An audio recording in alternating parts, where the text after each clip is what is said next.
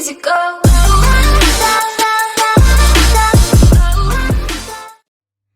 Hiya, quick video on the saltwater mixing station that I put together. So I've got one container there for the RO just to take in and out of the house, and then 3 containers over there for the salt. The 2 75 litre Brute Trashcans. Inside the first one, this is where the RO water will go, so I've got the float on there, so that will stop the water from continuing to pump. I will eventually put an overflow on there as well, pump in the bottom. So I can use that pump then to put the water into this one, which is where the salt water will be mixed, and down the bottom there's a power head, so that will turn the water, mixing the salt, and I've got a thermometer there that tells me the temperature of the water, and then the actual unit, which is here. So all I need to do with this is just turn on the switch. That will start up the RODI unit. At the moment we're going to go into what's called a flush, so any excess kind of bits of carbon deposits, debris, whatever, instead of it going into the 2 membranes up here, it will flush it straight out and up through the black pipe that goes through the wall and into the water butt. And you can see here that we've got 328 parts per million water coming into the system. We want to see that 110, 112, we want to see that come down to about 7, maybe even as low as 4.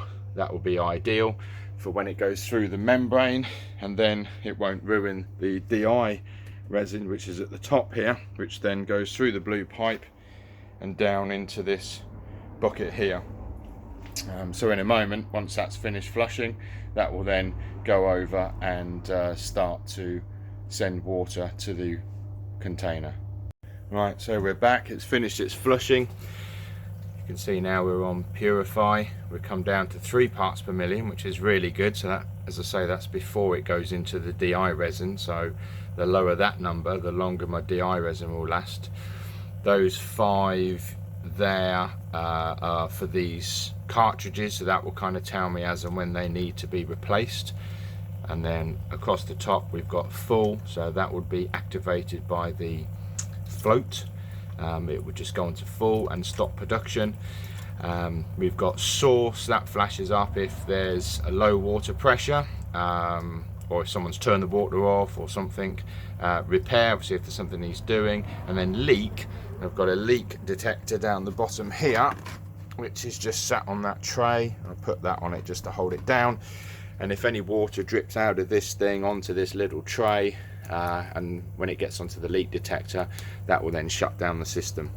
And we've got the pump here as well, so that's putting the pressure of the water from about 40 psi as it comes into the mains tap. That will force it up to anywhere between 60 to 80 psi. I want to get a psi pressure gauge and put it on here, and then that will tell me what the actual psi is after the pump. We've also got, as you can see, another TDS meter here showing 0, so that's the water that's going into this container.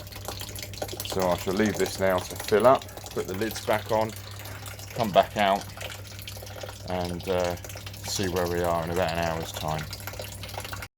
Well, there we go, that's 1 hour, so that's not too bad. Not too bad. I don't know whereabouts we are, probably about just a little over 1/3, I suppose. So what I'm going to do now is I'm going to shut it down, because the pump should only really run for about an hour, and then have sort of half hour off, and then run again for another hour, and then half hour off, and so on and so forth. And we're still at 0 TDS there, so let's go ahead, shut it down like so, and then we'll just leave it now, come back out and repeat the process.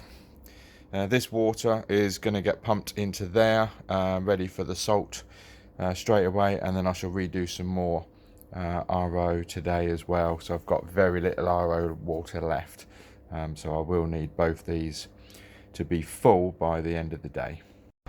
So just very quickly, this is the water butt that's outside the garage. As you can see up here, we've got the black line that comes through, goes straight into the top. That's collecting all the wastewater from the unit. Once it fills up to a certain point, it will then start to overflow. And I've got that overflow coming down, just going into the drain here, and that just goes away. And the blue hose there is what's coming 20 meters from the tap. Coils round, and then I just got it going into this little wee tap here, which is pretty neat, pretty nifty.